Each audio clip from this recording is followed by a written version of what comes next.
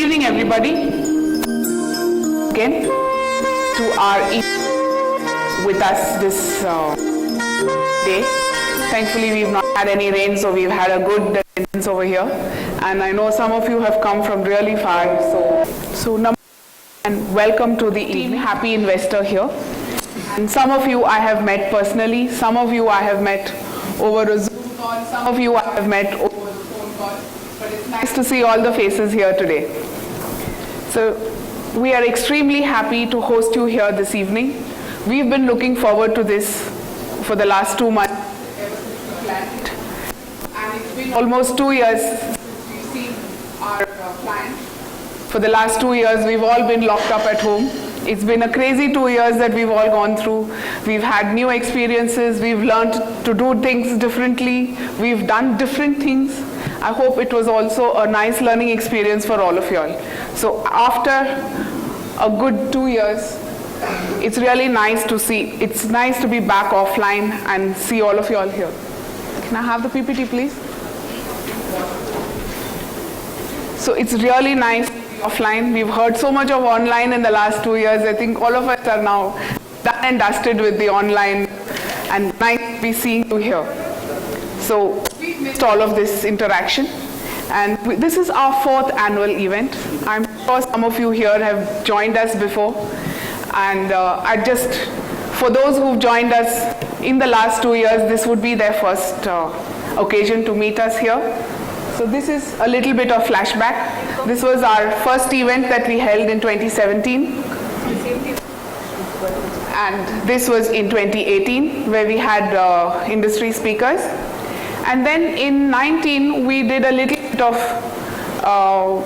trying to get to the next generation. So we had a women's event, and we also had a summer camp for our children of our clients.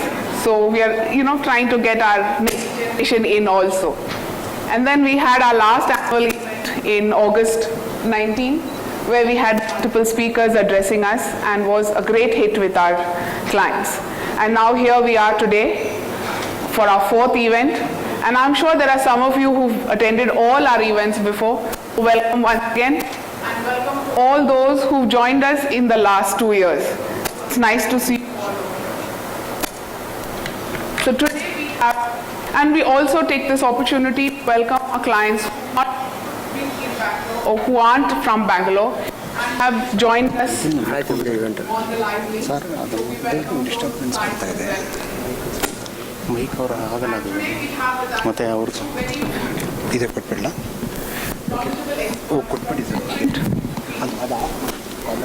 who've made the time to be here with us and share their valuable time and learnings with us and their experiences with all of us gathered here. So all of us at Happy Investor look forward to a long relationship with you, and we hope you enjoy this team. Our team, Happy Investor, is around. Deepesh is here, I'm here, and my colleagues, Geeta, Shilpa, Sapna, Gautam, and Mohan are all around here. Should anybody need any help, please reach out to us during the event for any help that you would need. So I will now move to the program of the day. So we have the first session called Chemistry of Fund Management, where Mr. Shreyas Dewalkar of Axis Mutual Fund would be sharing his experiences and learnings and his insights on fund management. It would be followed by another session, which would be of tremendous learning and understanding and new experiences for all of us, I'm sure. We welcome Mr. Kuntal Joshar, who is an adventurer, mountaineer, and has scaled and literally been to the top of the world. That would be followed by a small update of what has been happening at Happy Investor over the last few years and our journey of the last 15 years. And that would be followed by dinner. So all of you here and all of you joining us, please also stay back and enjoy the dinner before you leave. Welcome to the evening.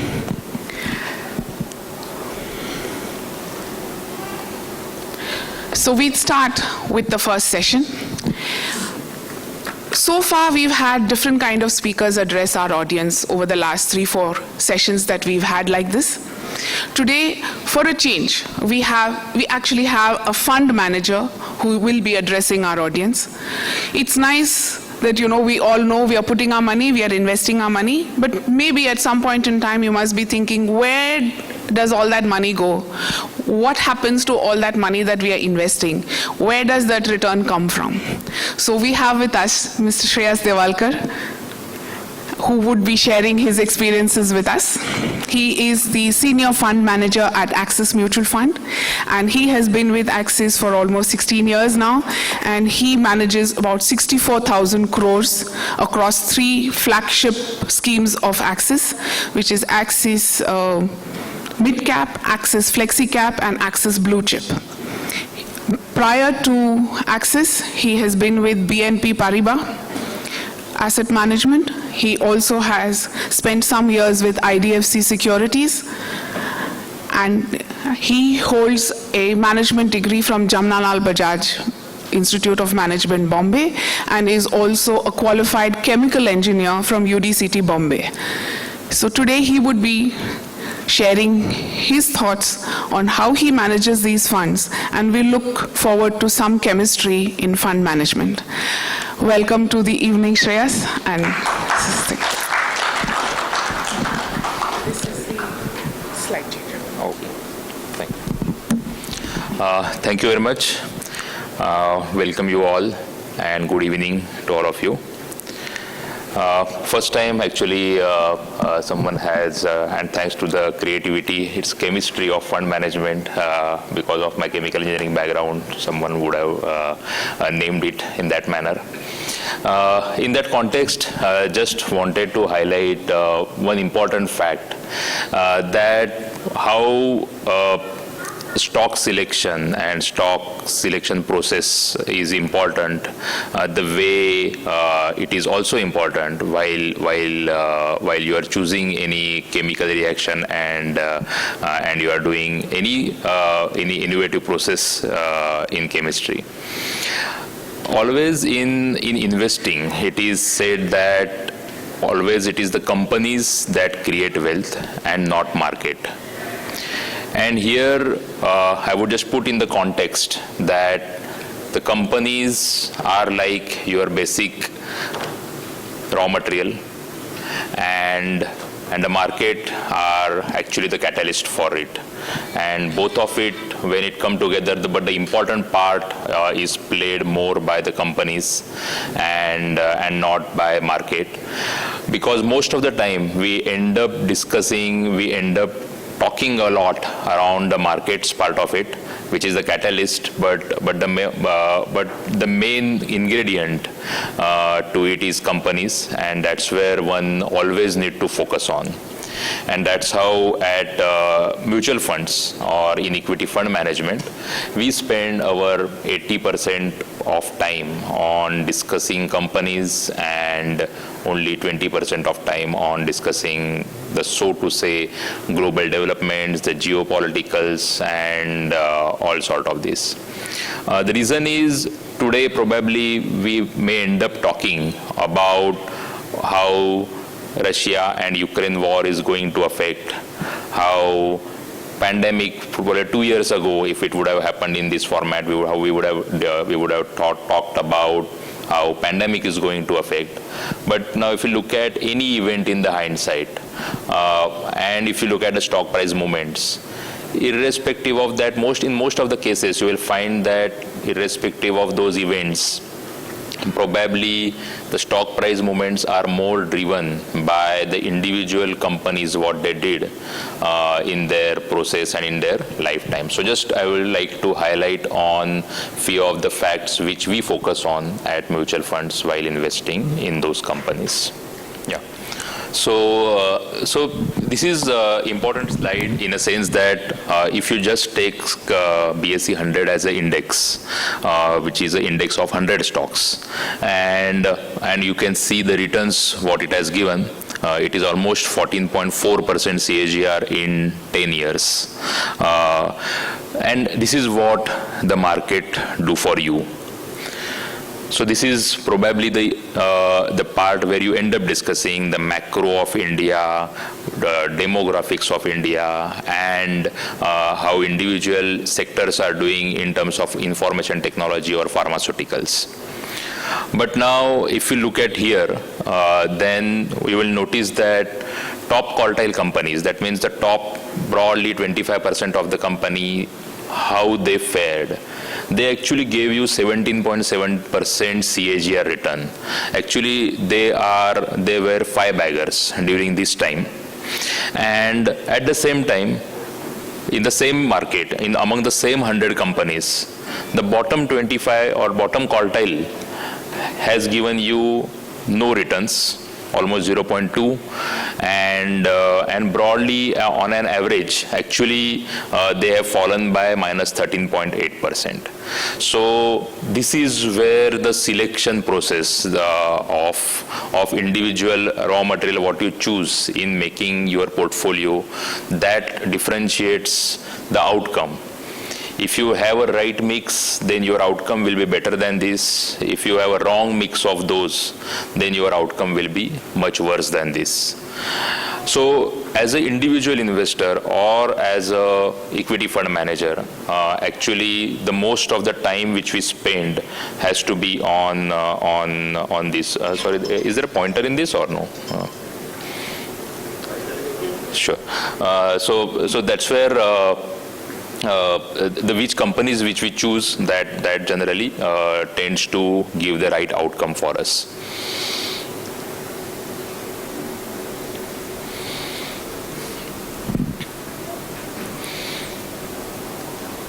Yeah. So when you must be hearing or discussing, when you discuss about various companies and various investment styles, then most of the key two styles which are being discussed in the market are growth and value. So what is a growth investing style? Growth investing style in which you choose companies which grow faster than GDP, but more importantly consistently, what we call them as a compounding stories.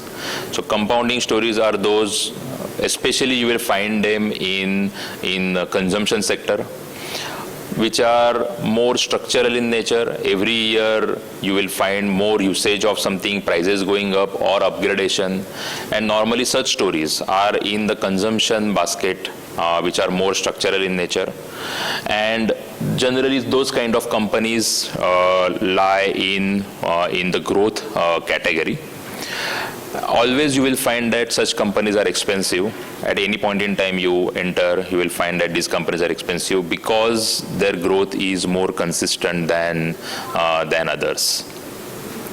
While the other set of investment style, which generally is getting discussed in the market, is value style.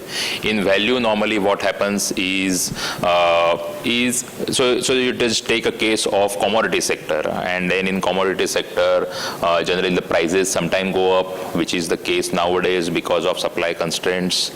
While if you go back just 4 or 5 years, the commodity prices were down, even the crude prices were down, and then such sectors, because the prices fluctuates a lot, when the prices are down, at that time the stocks also become cheap. Their valuation become 10p, sub 5p, 8p, or 3-4 time EV/EBITDA. During that time, but then those companies become multi-bagger in short period of time from those bottoms. However, whether they compound every year by this manner, the answer is very questionable, because for us as an investor, we need to distinguish that when we are investing, again as an individual or as a fund manager, when we are choosing any company, whether that company is a steady compounder, whether it's like if I own it, whether our next generation, and there are multiple examples of that. Many people own stocks which they actually carry forward over generations, and still those stocks have made money for them. So these are kind of compounding stories, while there are some stocks which generally give very high return, or they become multi-bagger in 2-3 years, but then they generally tend to lack that ability of generating consistent return. Again, this is the chart which is created only for 10 years, and at least in these 10 years, it is observed that in India, the growth index has done better than value index.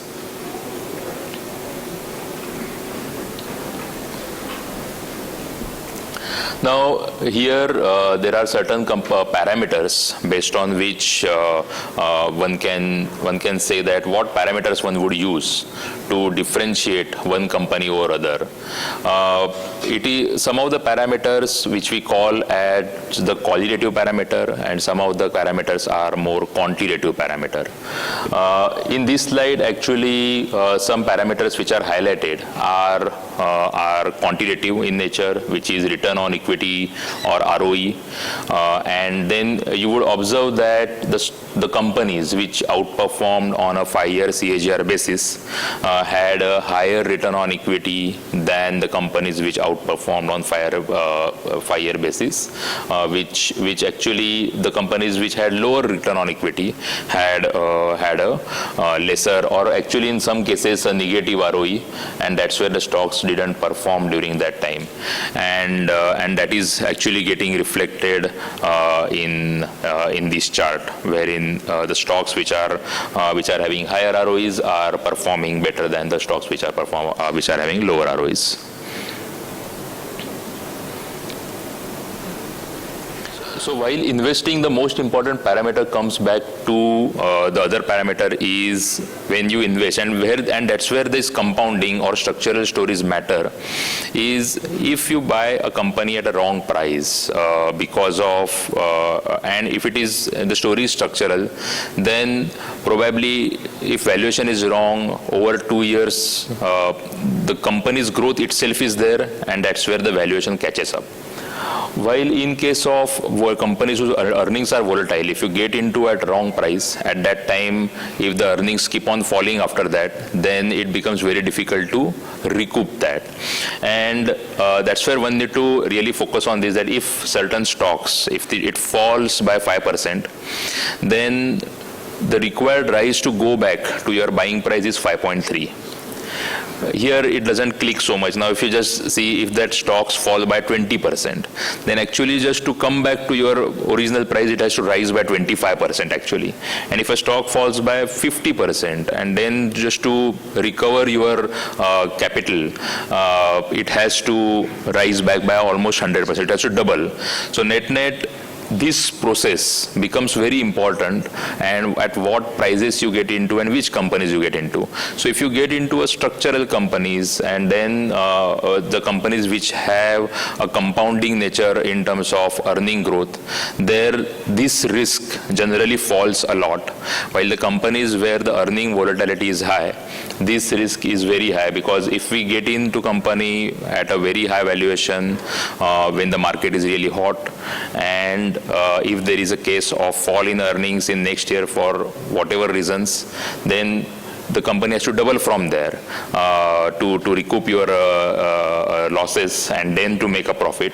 And that's where this part one need to be very careful about while investing, which we always focus on when choosing a particular sector. So the allocations in a portfolio, we tend to choose in a manner that even if the company don't give us very high return in a short term, it doesn't matter, but it should not be like falling a lot, and then it creates a lot of volatility in the portfolios. So when I spoke about the multiple parameters which we use while investing, some of them are qualitative in nature, some of them are quantitative in nature. The quantitative parameters are normally likes of return on equity, growth, and free cash flow generation.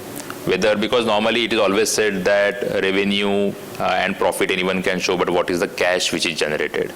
And what is that cash generated, that also becomes an important parameter. That's why we track a ratio called free cash flow generation divided by PAT.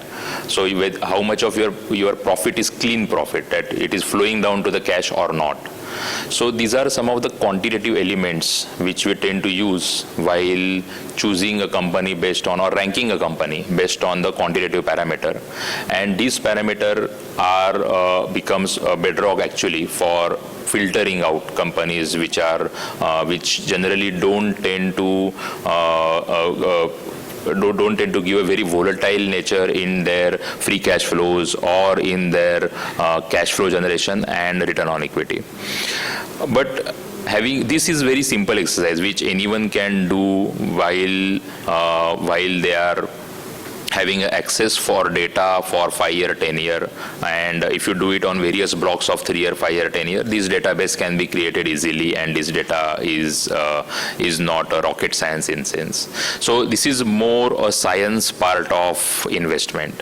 I don't want to use art part of investment because art has different connotations also, but more a judgmental part, probably that is the better word. The more judgmental part of investment is the qualitative part of investment, and that's where this part comes, that strong corporate governance, promoter pedigree, because these things matter a lot when the things are, because any business you buy, we also do, some of you must be doing various businesses. There are ups and downs, and there is things don't go right. But when you are with the right set of promoter, we are with the right companies which follow corporate governance, and by corporate governance for us as a minority shareholder, what matters is whether company is impartial about minority shareholders. They are taking care of minority shareholders the way they are taking care of the majority as well as any other stakeholders. So when a company's corporate governance, when we rate by this, and again that's where I come back to that judgmental word. So this part becomes very important, because if any company is not ticking on this, and if that company incurs a business or shows business volatility, which is natural for any other company, but then when the stock falls in such companies, it becomes very difficult to come back, and that's where this becomes very important, a parameter for us as an investor. And again, as I said, this is more of a judgmental parameter. The other judgmental parameter or qualitative parameter is strong business model, because in strong business model also people talk about various parameters, like what is the moat of the company, what is the competitive advantage, what is the differentiator, whether the company is moving from one orbit to another orbit. All these probably sounds more jargon, but what net it means is whether the company will last for long and whether the company has something different from others. Just to choose example, and that's where I always respected Peter Lynch as an investor, because he always advised investors to invest in companies which you understand, you see around, look, feel it, and those companies generally, because you see what they are doing. So if you're investing in a say power sector, then you don't look and feel, you don't know what is the business model. But if you are investing in food sector, you're investing in the FMCG sector, then it is your regular daily routine. You know what you are buying today, you know what people are buying today, what people are not buying or people are avoiding, what are the changes in trend. And those are the real subtle things which actually matter when you choose a particular business to invest. And that's where this strong business model or moat or competitive advantage one product has versus other, this matter. And again, coming back to the same thing, this is that judgmental factor. Outcome of this obviously has to be there in the quantitative parameters like return on equity or cash flow, which we talked about. So if these things are in your favor, generally it is observed that the companies don't show much volatility compared to the companies which otherwise would show volatility in the stock prices. So volatility because of markets, again, just coming back to the original idea what I told, companies that create wealth, market is just a catalyst to it. So on that market movement, how volatile are our companies? That matters, and that is what we try to assess with this kind of analysis around these quantitative and qualitative parameters. So here again, this is a very short-term data, but the broader point is in any particular year, it may look like, so just in 1 month that the market is around, in Nifty is around 4% up, or probably in 1 year it is about 20% up. But this is what is the real difference, that in individual market time period, which sectors and which companies outperformed a lot, and reasons, and it's not really easy, or it is not really possible for everyone to predict exactly in next 3 months or 1 year what will go right. But generally, when the portfolios are concentrated, and that's where we want to call it as a portfolio rather than a concentrated stock selection of few stocks, that when you select a portfolio, you tend to go by probability, that yes, the probability of this company is doing better is more than the probability of the rest sectors for next 1 year to 3 year, and based on that you tend to invest. So that's where again this reduces the underlying risk of the portfolio, and always it is said that higher risk, higher return, lower risk, lower return, and that's where you will notice that the portfolio returns versus the individual stock returns, there is a huge gap. I'm not saying positive or negative, but then a huge gap is mainly because of this probabilistic approach which portfolios manager or portfolios we choose that tend to create in this. So that's where the volatility also reduces, but at the same time, the risk reward is well managed in that kind of thought process. This is very busy slide, but purposefully we always skip it, is to talk about the markets, because what happens is, now you just take last year's market. At various point in time, hundreds of news flows, hundreds of headlines, and this we have shown only for a year. If you do it for 10 years, then again there would be thousands of news flows and thousands of headlines every time you just look at and open a newspaper.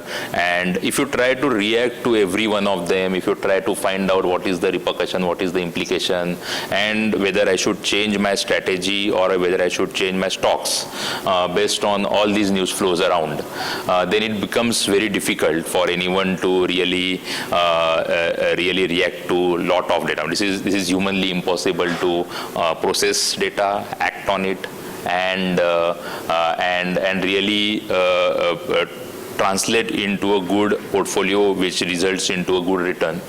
While if you just go to the next slide, which is now over a decade. So this is how Nifty has done over a decade, and then during this time period there could have been again lakhs of news flows and data points both globally and locally. And then in a hindsight, that's why in initial comment I made that in a hindsight you will notice that all these, whatever news flow probably was there in 2012-13, the news flow was around twin deficit. If someone would have tracked the market there, the twin deficit crisis in India, high current account deficit, high fiscal deficit, that was the talk. Crude oil prices were high. Again here there was an election result. After that there was a demonetization here. There was IL&FS crisis here. So multiple crises, multiple talks, multiple noise levels in last 5-10 years. But still we are at higher level at the market compared to 10 years ago. Still individual stocks has done well, and that's where coming back to the same thing, that focusing on what is the number of stocks and how many stocks are there, and whether the individual stocks are doing good based on the probabilistic approach is what determines the outcome. So broadly, this is just to show that always over, so this is just indicative that historically last 10 years, the things change, and some companies or some sectors derate, some sectors get re-rated, and why they get re-rated is the reason, and most time, the reason for that is always about the qualitative aspects, which I talked about, whether the moat of the company improved, whether the competitive advantage improved or not, or whether these companies did something different to move out of. Just to give example, some of the companies probably earlier just were operating in few chemicals in the chemical industry, if you want to choose that. Then they try to get into some other chemistry which are more from continuous flow to, from the batch process to continuous flow, or getting into a newer products which are more useful in EVs and so on. So whether the company is progressing with time or not, that matters a lot in this re-rating or de-rating which happens in the history of any company. And normally apart from earning growth, what matters in multi-baggers is this re-rating or de-rating. So I would always like to use the word de-rating also, because market is also about downside and upside. So downside also one need to be very careful. So what are the factors which will lead to de-rating also, that also one need to be aware and always focusing on when we are focusing on the markets. As far as current Indian, just to coming back to the markets part of it, since we have talked about what and how we look at the companies while creating portfolio. So one of the important parameter always has been the FII flows, and but recently what we observed is the DII flows or domestic flows have picked up a lot, and there are multiple reasons to it, right from lower interest rate to awareness, to multiple institutions investing into equity, which were earlier they were not, including pension money and more long-term money. So this the cumulative impact of that is at least till now, in last few years, the impact of domestic flows has been really high, and that has really helped the markets, Indian markets, a lot recently. Among global markets, again, if you notice, in last 2 years, again, especially we have chosen a time period from the COVID times, and during that year, if you notice that MSCI India, that is India, has given us much higher return than any other markets. Thanks to the, first and foremost, actually thanks to the way India handled the COVID crisis, because earlier everyone thought that there would be a real crisis in highly populous country like India, but then because of various measures, including vaccination, which we had, these numbers, India actually came out very brightly in that. And in that, again, multiple other themes also worked, which included China Plus One theme, beneficiaries of change in supply chain which happened globally, and India gained from it, some of the companies in India gained from it, and these are the multiple reasons because of which we actually has shown better result fundamentally, and obviously also the flows which we have seen, which are shown in the earlier slide, from the domestic investor. This is again among the EM in calendar year 21. The India has been one of the better performer. Again, one of the clear differentiator has been the way the capitalist, especially in China, that was a question, and that's where some of the companies in China didn't do well. While in India we have been a choice of investors in that sense.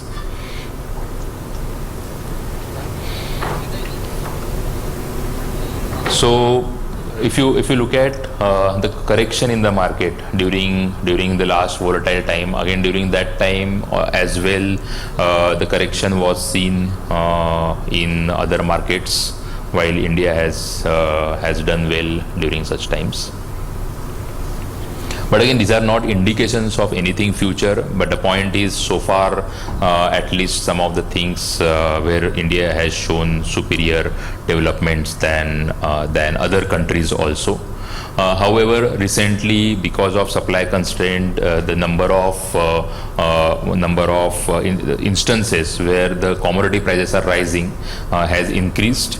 Earlier it was only in few commodities, now it is across the board, right from agri commodities to oil, to metals. And this time around the difference is versus 2004 to 2008, that was more demand led. This time around it is more supply constraint led, and mainly because of the geopolitical reason, these supply constraints have emerged. I'll not get into the details of all these broader slides now. These are just to highlight that various indicators are available to track what is happening globally in terms of activity indicators, post-COVID recovery, the housing sales, and so on and so forth. And these indicators actually help us to understand what is happening in the markets overall. But as I said, more than this, what companies we invest into, or for we as a retail investor also, for all of us, one should focus on what companies which we invest into, and its impact on your portfolio. So again, without going into detail of this PLI and all, the developments in India to curtail imports and to promote indigenous production of some of the commodities and some of the products. The initiatives which were taken, that has also helped India per se in many sectors as such. So globally, interest rates are increasing, that is a fact, and I think all of us know that this is because of the inflations which are happening. It has twofold repercussions. One is obviously the interest rate goes up, which affects investment, but more than that, the impact on equity market is because of the valuation. The point is, normally higher the interest rate, lower is the valuation, and lower the interest rate, higher is the valuation. That is how mathematically it stands, because in the formula of valuation, the interest rate is in the denominator, so it has that inverse impact on the valuation. So net one need to always keep in mind that interest rate higher means valuation theoretically should go down. So broadly, these are the points which I just wanted to highlight on local as well as global front. Global front, there are multiple angles one can get into, right from commodity prices to interest rate hikes. But the important point, as I said, that for us as a long-term investor, from 3 to 5 year to 10 year, which we want to be based on our goals in life, how to position our investment. That's where we showed charts, multiple charts over last 10 years, at least over last decade, the way it has happened, that the companies and the individual stocks and companies, what they did had mattered a lot than the headlines, what we track, and on the market side, on the global side, and that's where the broader point I wanted to make. So with that, actually, we can take questions. And we got to know that, what's more important in fund management is you get the perfect raw materials. That is, you get the best choice of equity. You pick it in the right proportion, so you decide what's large cap, what's mid cap, small cap, and then you got to hold it for the right time. Should you hold it for too long, it might just burn a hole in your fund.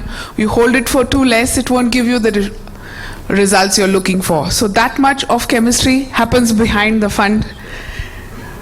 Yeah? So that's the kind of work that happens at the back. We only know that we put in the money and we see the returns as an investor.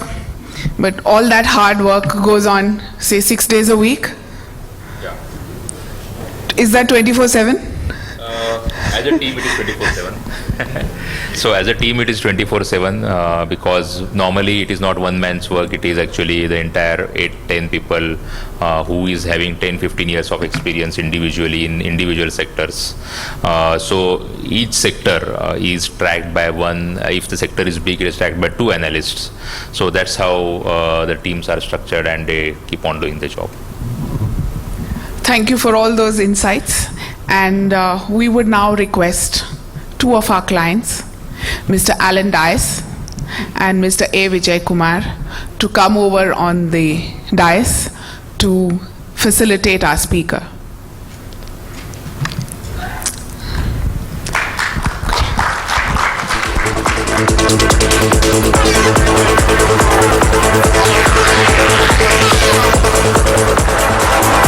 As a token of our appreciation, we have come before the client.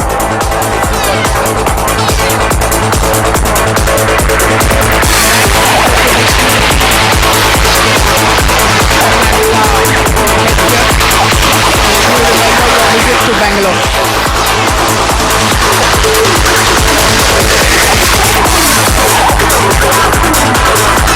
This is a collection of 25 coins from different countries, and we hope that this would be a start of a different journey for you, and may you visit all those places.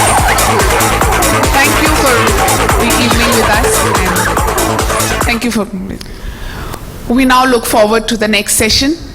Mr. Kuntal Joisher, who is an avid mountaineer, adventurer, photographer. He has quite a long CV. So it would be an introduction that would be really nice for all of us to hear. So Kuntal is a seasoned mountaineer. He has climbed to the top of Mount Everest not once, but more than that. He's climbed from both sides. He's accessed it from Nepal in 2016, and he's accessed it from the China side in 2019. And apart from this, he's also climbed to the top of Mount Lhotse, which is the 4th highest peak in the world, and also Mount Manaslu, which is the 8th highest peak in the world. So he's truly been to the top of the world in different points of the earth.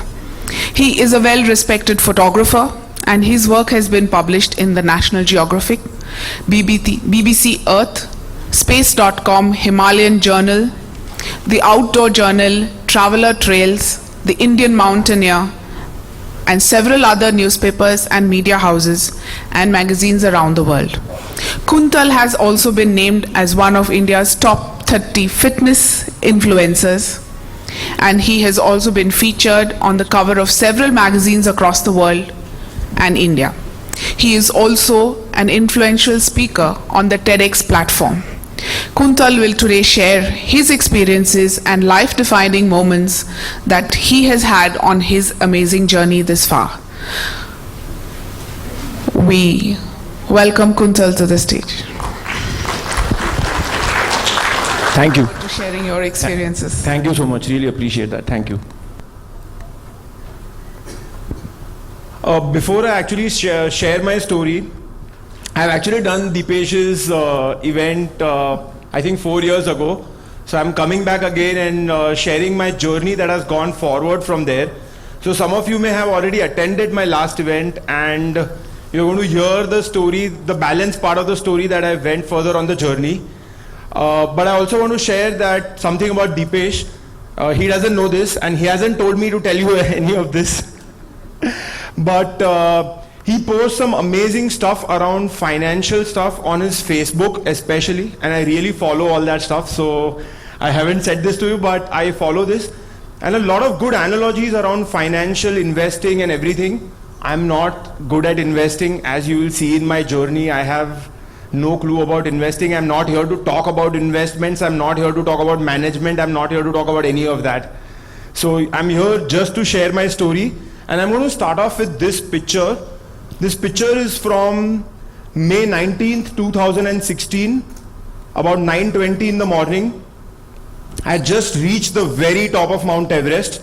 I was about 10 steps away from walking to the very top, and I very distinctly remember it was about minus 35, minus 40 degrees Celsius, and it was super cold and super windy, and I had started crying because I was just about to achieve the biggest dream of my life, and tears had started rolling down my eyes. And I remember the moment they hit my cheeks, they had already frozen because it was that cold. And while I would like to say that I was super exhilarated and I was happy and I was all of that, I was actually none of that. I was actually miserable and I was actually super tired, and I couldn't think anything at all at that point. That said, if someone would have told me in 2009 that I was going to quit my job as a director of software operations of a Mumbai-based MNC and going to go on this journey to climb the tallest and treacherous mountains of the world, I would have definitely said, are you out of your mind or something? That was not in my plans whatsoever. But before I tell you my backstory and why I decided to climb Everest, I did want to share something about history of Everest climbing itself. And I want to start by introducing you folks to this gentleman. His name is George Mallory. And George Mallory is also in this photo from the left-hand side. These are some of the oldest photos of Everest. George Mallory tried climbing Everest in 1921, 1922 and 1924. Back then, no one had even imagined that Everest could be climbed. And here's a pioneer who was attempting to climb this mountain. In 1924, George Mallory made all the way up to 28,000 feet. Next time you ever sit in an airplane and the pilot says you can remove your seat belts, please remember you are at 28,000 feet or 30,000 feet. That's the height George Mallory had actually physically climbed to. That's the kind of pioneering expeditions they did. Unfortunately, George Mallory never made it back down. He died on that mountain. His dead body was not found for many decades. In 1999, 75 years after his death, his dead body was found.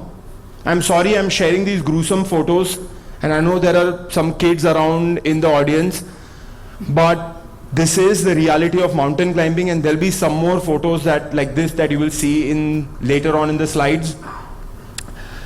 But his dead body was found intact, the skin and bones. It's almost like a high altitude refrigerator, Everest, and it kills every single year. But then 3 decades later, our very own Sherpa Tenzing, along with Sir Edmund Hillary, made it to the top on May 29th, 1953. And this photo of Sherpa Tenzing standing on top of Everest is an iconic photo. He has inspired generations of mountaineers, me including. I still remember as a kid in the school when someone would ask the question, who climbed Mount Everest first?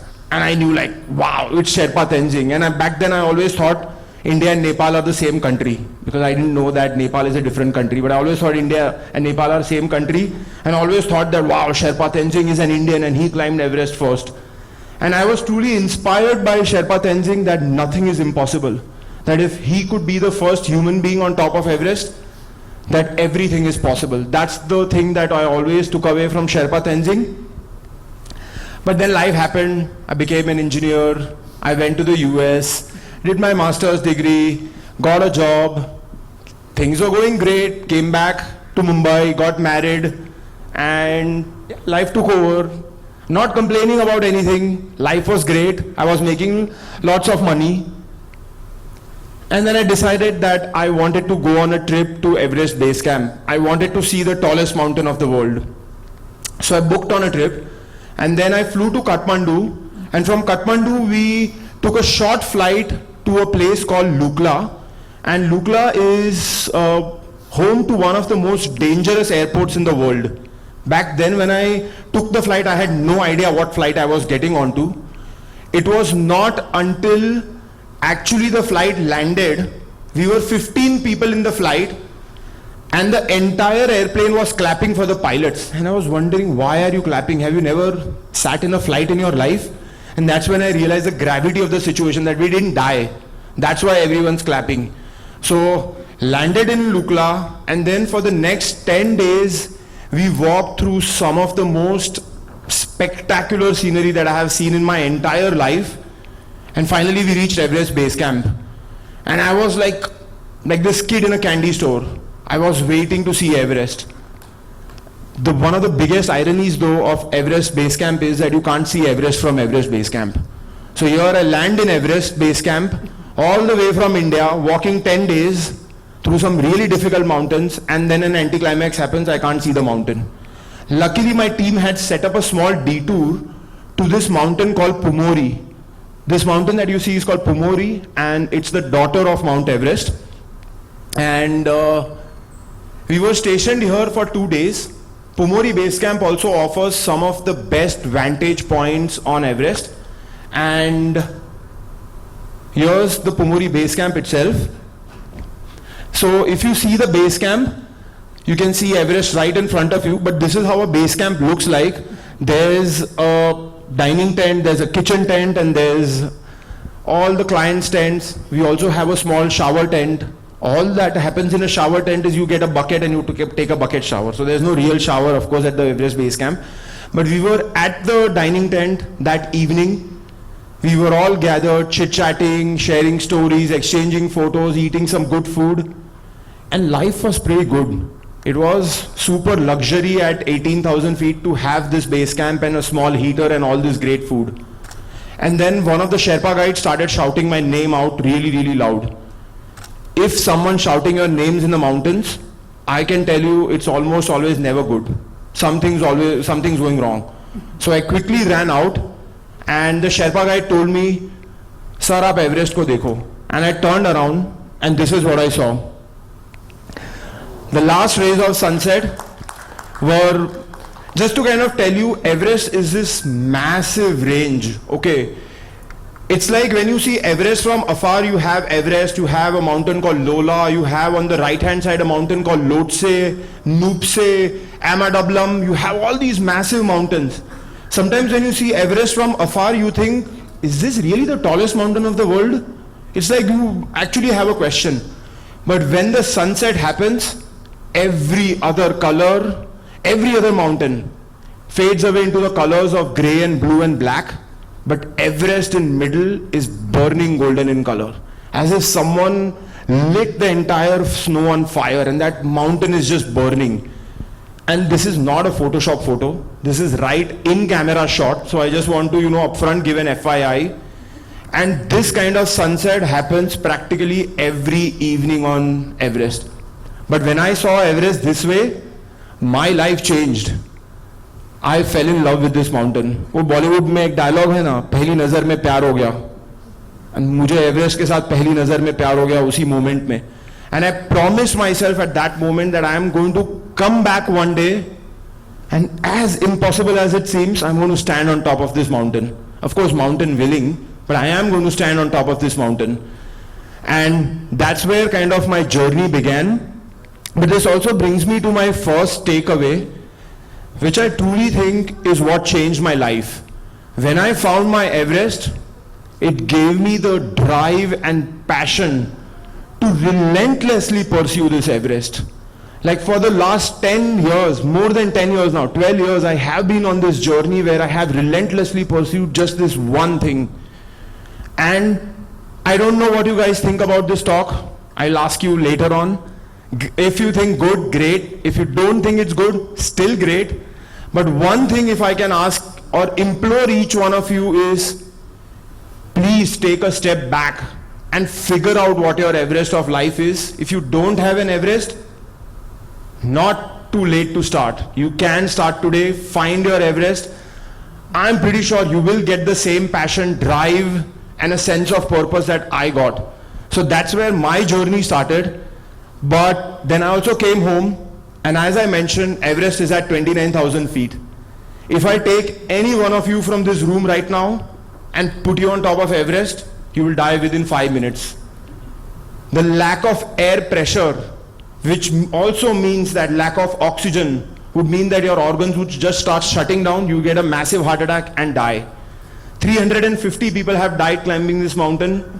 Thousands and thousands have gotten injured. They have lost their fingers, toes, lots of things have happened. And this is what I also started seeing. All of these photos, of course, I am sharing these photos, so none of them are taken from Google. All of these photos are people who have actually gotten injured on my expeditions. Or this dead body that you see is of a very dear friend. He was not part of my expedition, but was a very dear friend. But this is what happens on Everest every single year. HACE and HAPE, which is high altitude cerebral edema or pulmonary edema. Cerebral edema basically means that there is massive swelling on your brain, or pulmonary edema basically means that you are literally drowning in your own fluids in your own lungs. If that isn't enough, then there's frostbite. As you can see, these people, they have lost their fingers and their toes. And if there's frostbite isn't enough, then there's hypothermia and hypoxia. Hypothermia is where you feel so cold that you actually start feeling hot. We had a person on one of our climbs in 2014 Manaslu expedition, which is the 8th highest mountain in the world, an Austrian dentist, where he got hypothermic and hypoxic together. Hypoxic means that there is lack of oxygen to your brain.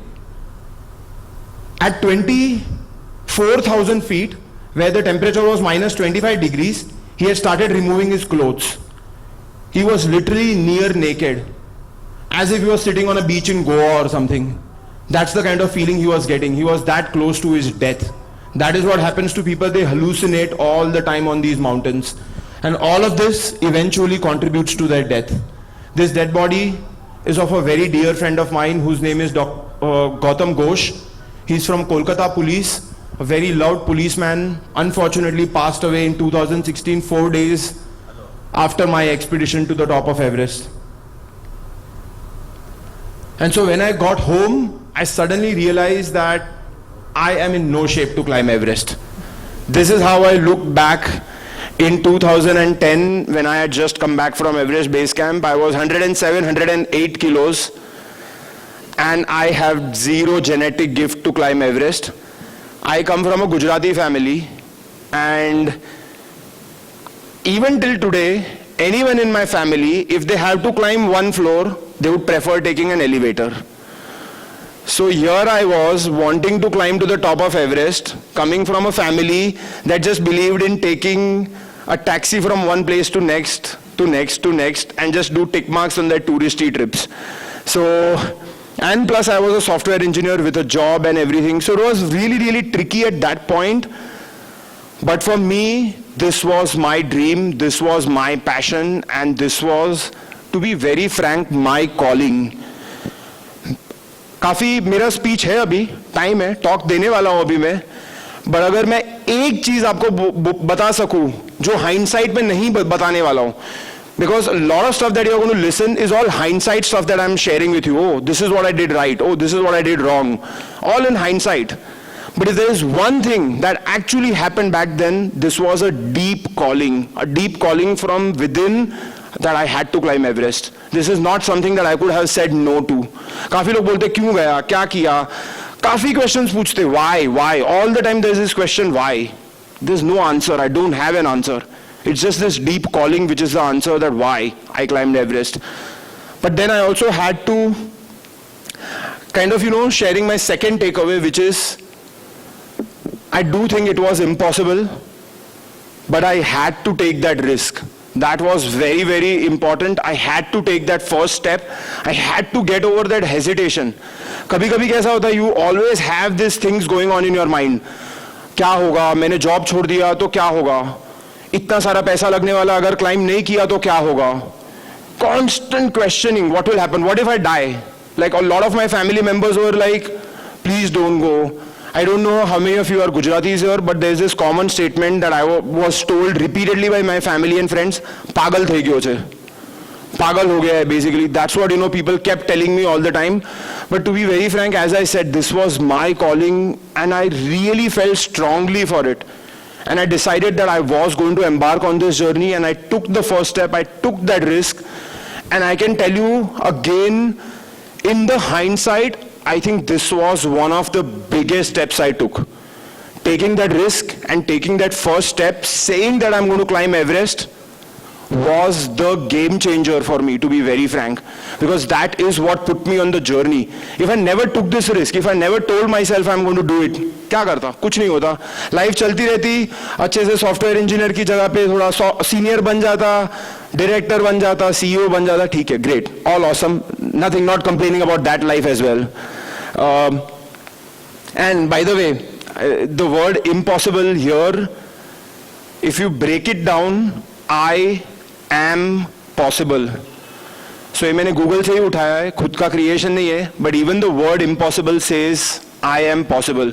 So when I went forward with my journey, I went with a mindset that I am possible, that my journey is possible. But that does not mean that I was reckless. That does not mean that, oh, I'm just going to go climb Everest tomorrow. I had like 8-9 years of saving and I was making money in US dollars. I had enough funds to go and climb Everest the very next day. That doesn't mean that I went and climbed Everest the very next day. Words of this guy, Tim Rippel, a guy who had put people on top of Everest for 20 years with an impeccable safety record, not a single death, which is very important in Everest. Getting to the top, sure, is very important, but getting back down safely is far more important. And he had that record. And I had asked him this question during October 2010. Tim, what's the secret behind climbing Everest? And his years till date, even till today, I've given so many talks and I say this sentence every time and I repeat it to myself as well.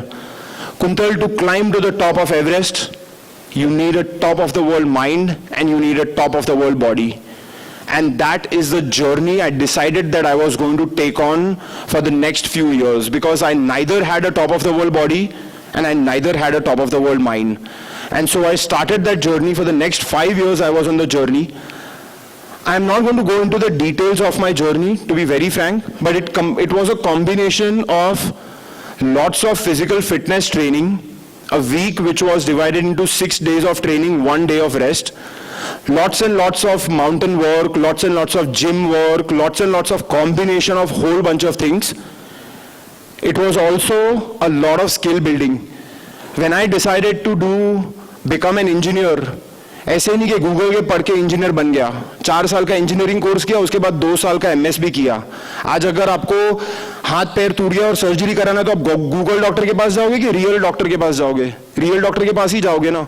So that's what I also thought when I decided I wanted to become a mountaineer, is that I need to build skill, I need to do courses, I need to become a reliable and a self reliant mountaineer and an asset to my team, not a liability. ऐसा मुझे ये बहुत mind में clear था कि Sherpa should not talk behind my back. क्या गधा आ गया था, उसको खींच के चढ़ाना पड़ा हमें. Go talk to any Sherpa that I have climbed with till date, they will never say that. They will say ये बंदा आता है, अच्छे शेप में आता है, ढंग से चढ़ता है और हमारी हेल्प नहीं मांगता है घड़ी घड़ी. So that's what they will say. That was very clear in my mind that I had to be that kind of a mountaineer. And so I put in effort, did courses, did multiple courses, kept doing courses. Even today I keep doing courses. There's no end of upskilling yourself. And I continue upskilling myself from that reason. And finally, I do think this is the crux. This is the crux of building that mental fitness, which is building that experience. I have climbed mountains in dark. I have climbed mountains in snow, ice, rock. I have climbed mountains with my hands tied behind. I have climbed mountains with not eating any food or water for 24 hours because I thought if I get lost on Everest, what am I going to do? How am I going to survive? Whole lot of simulation. I have climbed 5,000 meter mountains, 6,000, 7,000, 8,000, not one, not two. In 6,000, I'm now almost up to 20 plus 6,000 meter mountains that I have climbed. Almost 4 months of a year spending in the mountains, climbing mountains, building experience. I have gone on expeditions where I have heard things like, Kuntal, you are out of shape, you are fat, go home, come back next time. I have not taken any of this feedback negatively. I have always taken all this feedback constructively. अपने आप को सुधारा है, next time जाके वापस try किया है. All this 5-6 years of hard work, and I feel finally I was ready to climb Everest. And in April 2014, but before I go there, takeaway 3, which is there are no shortcuts to the top, to be very frank. इतने 12 साल से मैं पहाड़ चढ़ रहा हूँ. If there is one learning I can share with you is कोई shortcut नहीं है. If you ever take a shortcut or you think यार ये बहुत अच्छा वे है, I can tell you बहुत बड़ा long cut बनने वाला है. शॉर्टकट लेने की ट्राई भी मत करना. I am not saying do donkey work भी करने की बात नहीं कर रहा हूं. If there is somewhere where you can find efficiency and do some smart work, do that. There is nothing wrong in that. So smart work and hard work, combination of both is what is going to get you to the top, or which is what is going to get you in good shape. So that's what I did over a period of so many years before I finally signed up for my first climb, which was in April 2014. I got to the base camp on April 12th. I very well remember. We were just getting used to the base camp and things were just starting to kind of look great for us. And then on April 18th, I woke up at 7 in the morning, walked into the dining tent, and on the radio I heard news that there was a massive accident in a section on Everest, one of the hardest sections on Everest called Khumbu Icefall. 17 Sherpa guides, some of the top climbers of the world, had died in an instant. Blocks of snow and ice, probably the size of this table, some even the size of this entire TV screen, fell on them and they were instantly crushed to death. That's what happened in that region on Khumbu Icefall. Unfortunately, that portion of the route also got very, very damaged, and there was a lot more risk in climbing the mountain because that route was under constant threat. And I spoke about risk. Climbing Everest is a risk by itself. There is a good chance that most people, people will die. People will lose fingers, people will get lung infections. But within that spectrum, we can still manage risk, we can still mitigate risk. But in this case, there was no chance to find an alternative route. There was no chance to minimize risk. So we had to cancel our expedition that year, and we had to turn around and we had to come home. My sponsor had given me $75,000 to go climb this mountain. It takes almost 30 to 35 lakh rupees to climb this mountain. In addition, you have to buy gear of almost 5 lakh rupees. In addition, probably about 10 lakhs worth of training will probably get you ready to climb this mountain.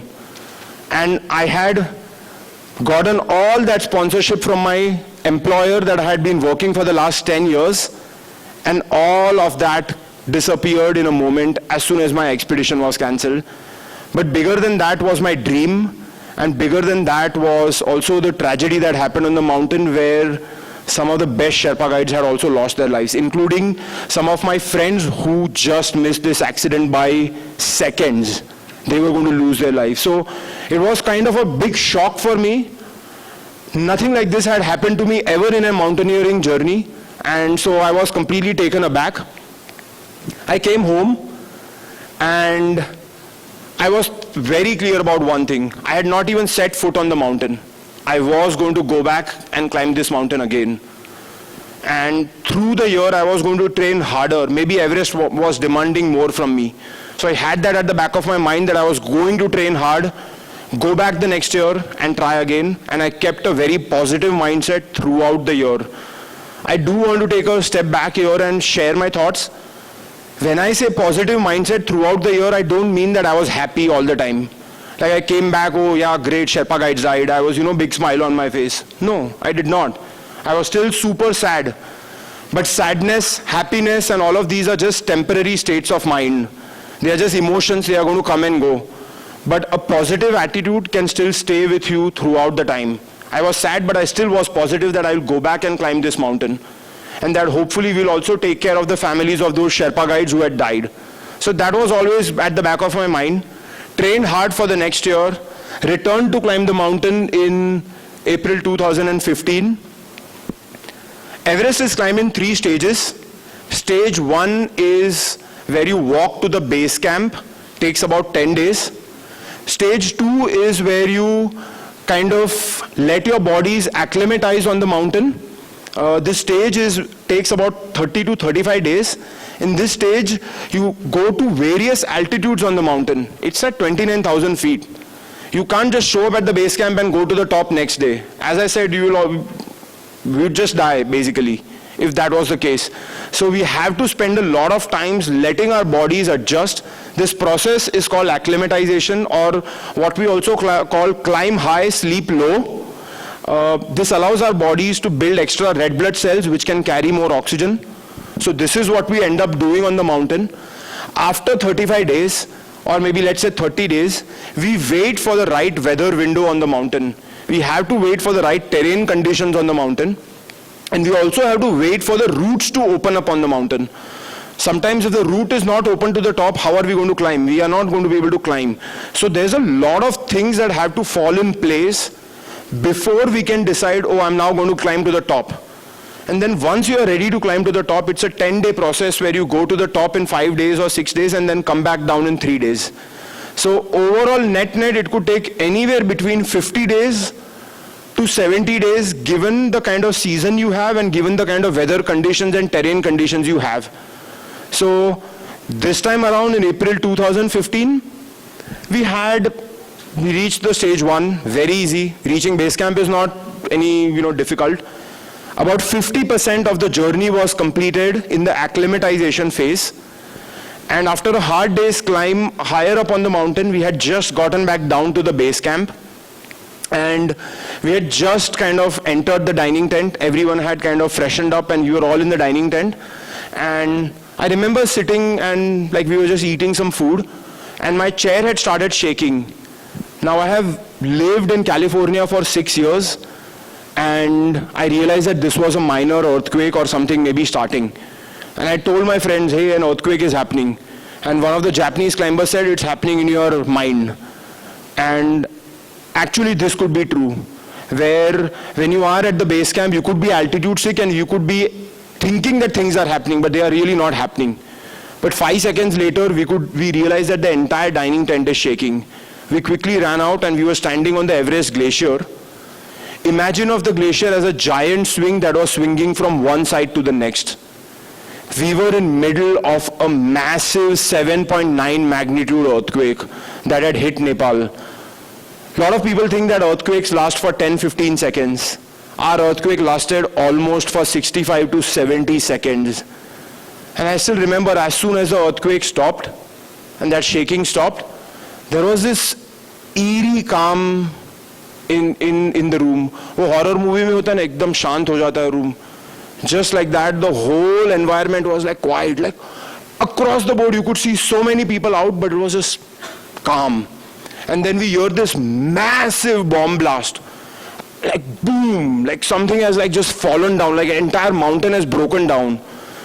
The problem was that there was a low fog that had set in at the base camp, and we did not know where this potentially, what could have happened.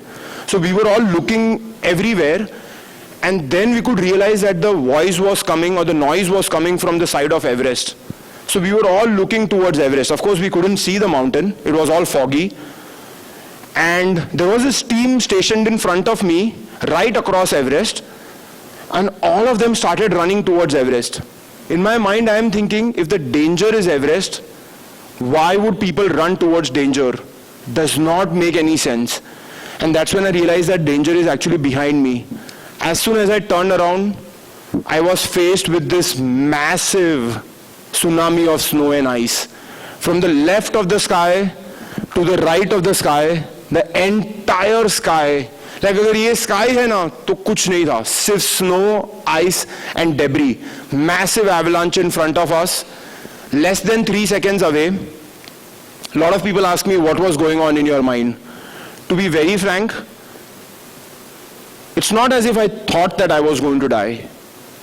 I was actually very certain that I was going to die in that moment. So standing there, I had actually also said my prayers. I'm ready to die now. खत्म, कहाँ भागूंगा? या left में भी नहीं भाग सकता हूँ, right में भी नहीं भाग सकता हूँ, पीछे भी नहीं भाग सकता हूँ, छुप भी नहीं सकता हूँ मैं कहीं. And it was just massive terror in front of us. And We were three of us, myself, a Japanese mountaineer and a German mountaineer, and all three of us went and we hid behind a tent. Again, in the hindsight, I think, why did we go behind a plastic sheet? It was not going to save us anyway. But your mind is not working in such conditions. It's just panic and chaos all across the board. Everyone's running helter-skelter. Everyone's just finding some space to hide. We hid behind a tent. The avalanche hit us, and I thought I'll be covered in about 2 feet of snow. The 2 feet of snow will become concrete in no time. I'll be buried alive and I will die. Sure, oh, I was ready. There's anyways nowhere to run, so what am I going to do? So we had hidden behind the tent, the avalanche hit us, and then 10 seconds later I'm looking at my body, I'm like, there's no 2-3 feet of snow anywhere. It's just 2 inches of snow. So maybe I'll just make out alive out of this experience. But the next thing I realized is that I could not breathe at all. Like I was trying to suck in some air, and just nothing, just ice and snow coming into my lungs. And then I tried again, like really hard. It's just as if someone had taken a plastic bag and put on my face and trying to choke me to death or something.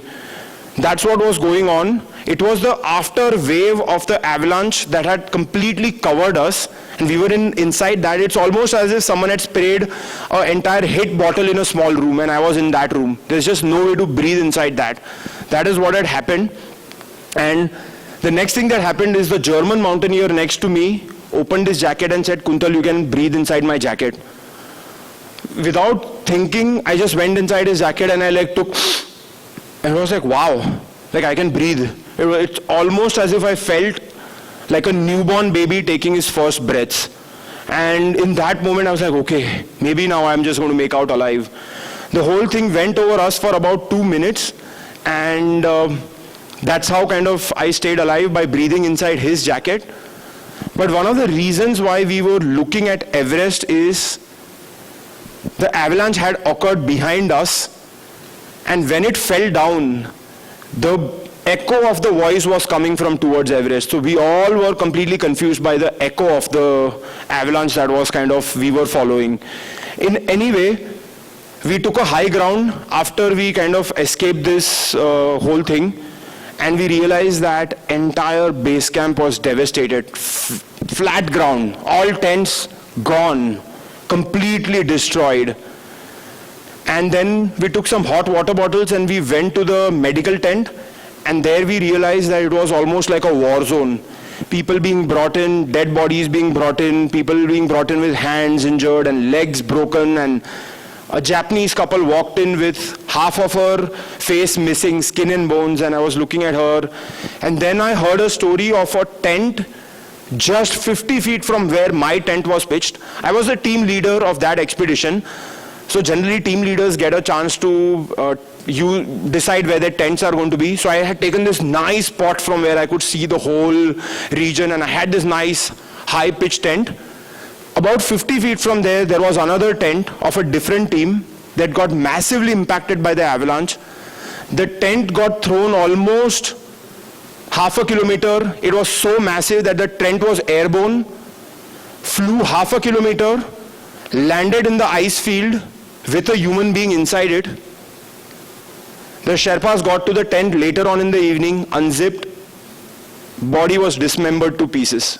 Bad way of, dying. And the only difference between me standing here or facing a death like that was at 50 feet. 50 feet is not much. Actually, if I just stand here, that is 50 feet. That's pretty much it.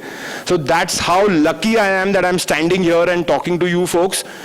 And that's also was one of my biggest takeaways of that evening, was my life is now a second chance and a bonus from now on. And that I had anyways decided that given up and I was going to die. So given that I'm standing here and alive, this is a second chance, this is a bonus for me. I'm just going to share that video with you folks. So this is what had happened that day at the Everest Base Camp. Whoa! No! Fuck!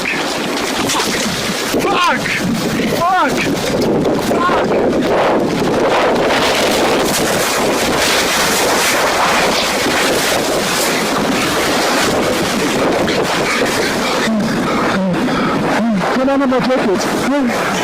Come on my jacket.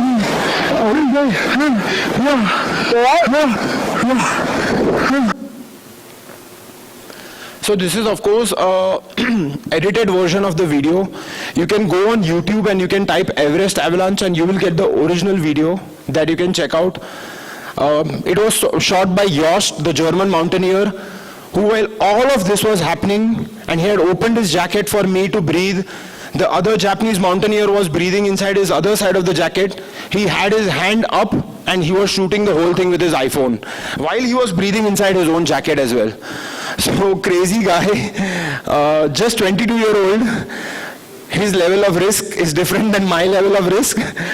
So of course he was able to shoot this video, but this is the only authentic footage of that entire avalanche, and the video went viral across the world.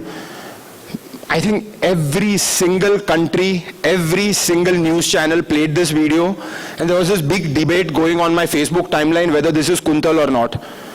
And like everyone was like, I had called my family and said, everything is fine here, don't worry, Indian media is just going to pelt garbage online, so don't believe anything that Indian media says.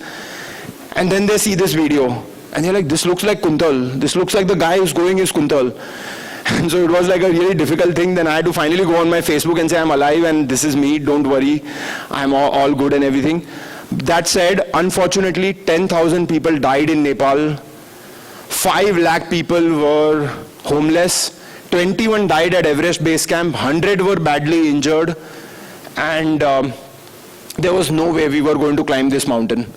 It didn't make any sense to climb this mountain given that it was a massive tragedy across a country. All climbing across Himalaya of India, Nepal and China was cancelled. All of us turned around, we all came home. I was just happy that I had a second life and glad to get this second chance and glad to live my dreams again. Many were not, unfortunately. Next slide. I also think when I came back home, yes, I was grateful I had second life, but I also quickly realized that any Everest journey is going to have a lot of challenges and a lot of adversity, and I was already facing that. We have always seen these movies in Hollywood and Bollywood. There's always a hero. It could be hero, a heroine, whatever. But they will always face challenges. They will always come out from the challenges, and suddenly it almost felt as if I was living a Hollywood movie, that all these challenges were being thrown at me one after another. There were all these people saying, Kuntal, you don't have what it takes to climb this mountain. And there were all, like this one person told me, Kuntal, last year you went, 17 died. This year you went, 21 died. I think you need to stop going probably, people will stop dying. All sorts of things people were saying. It was ridiculous, to be very frank, at that point. But it was my dream at the end of the day. It was my baby, it was my passion. I had to do the work. I had to face the challenges. If there was anyone who I could back in that moment, it had to be me, not anyone else, not some random person. I backed myself, I backed my abilities. I knew that I had not even gotten a chance to climb this mountain. Trained hard for 1 more year, and I stayed with that attitude, I'm going to go back and climb this mountain for the 3rd time. And I definitely went. I went back in April of 2016, and this time around I remember that as I was walking through the valley and I was meeting the lodge owners, everyone was like, why are you come back again?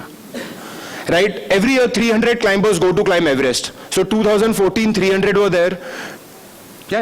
2015 300 were there. And then 2016 300 were there. So out of 900 people, there were only 5 of us who came back for the 3rd time again. And I was one of that sample piece 5, which is why they would look at me and they would be like, क्यों आया वापस?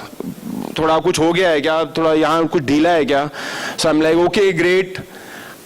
Look, I have trained hard. I hope the mountain will accept my training and give me some time to spend on the top. This time around, things went nicely. Stage 1 completely finished. Stage 2, no issues whatsoever. No avalanches, no earthquakes, nothing. We went to stage 3. 90% of stage 3 was over. I was at the very last point. We had started climbing from Camp 4, which is at South Col at 26,000 feet. We had started climbing towards the top at about 9:30 in the night. After climbing for about 10 hours through the night, at 7 o'clock in the morning, I finally reached a point from where I could see the summit of Mount Everest. But as soon as I reached this point and I saw the summit of Everest, I also suddenly realized that there were 35 people who were coming down. And there were 15 of us who wanted to go up. And it quickly registered in my mind, none of us are going, those 35 guys are not going to allow me to pass by. And if I have to wait for each of 35 guys to pass by, then I'm going to be like struggling for my oxygen and everything. So I started counting 35 people. If every person takes 2 minutes to pass by, please remember this is 28,800 feet. People are like not walking like normally chal rahe. People are, like ek step liya, 5 gina. Ek step liya, 5 gina. That's how people walk at these altitudes. So 2 minutes per person, 70 minutes waiting, with my oxygen running out, with me getting cold. I'm like, I told Mingma, who was my Sherpa, Mingma, let's go home. It's the best strategy from here. I know that summit is less than 1 hour away, but अगर 1 hour में और मैं 70 minutes add कर दूंगा तो मरने का भी chances बहुत high हो जाएगा. Let's turn around. At that point, Mingma had this cute idea where he said, I am going to bump up your oxygen to really high. You will get an instant boost of energy and you can walk faster. That way we can increase the gap between us and the 15 or 13 people behind us. Maybe they will allow 2 people to pass by. Who knows? Let's try this idea out, right? And this is all happening at 28,800 feet, where your brain is 70% not even working. So I'm like, okay, Mingma, you, whatever you are saying, तुम मेरे शर्पा हो, मैं तुम पे ही dependent हूँ. So he put my oxygen at 4 and both of us started walking really, really fast. And I remember hitting the first group of 15 climbers who were coming down, and we were at down. And there was this very tricky crossing. This is all one-way route, by the way. There's no two-way route anywhere at this point. So we reached this place, and I asked them, can we pass? And I think they looked at us, and it was only 2 people. And they're like, okay, come up. I was like, this was a master stroke by Mingma. I'm like, I can't imagine इतना strategy इस altitude पे कोई बना भी सकता है. और Mingma ने वो कर दिया मेरे लिए. And then we passed them. We passed quickly all the 35 very fast because they all allowed us to walk by. And within no time, I was looking at the final slope of getting to the top of Everest. But that also brings me to my next takeaway, which is, I do think that life is going to throw such situations at us constantly. ये होते ही रहने वाला है. कभी किसी को लगता है कि अगर लीनियर ग्राफ में लाइफ चलने वाली है तो आई थिंक आप कोई दूसरे वर्ल्ड में रह रहे हो. मेरी तो लाइफ आज तक ऐसे गई नहीं है कभी. It's always up, down, up, down, up, down. And this down was happening at 28,800 feet, where my life was also on the line. So anyway, I was able to overcome this. I was able to still keep in mind that I wanted to summit, yet have a different mindset and get to the top.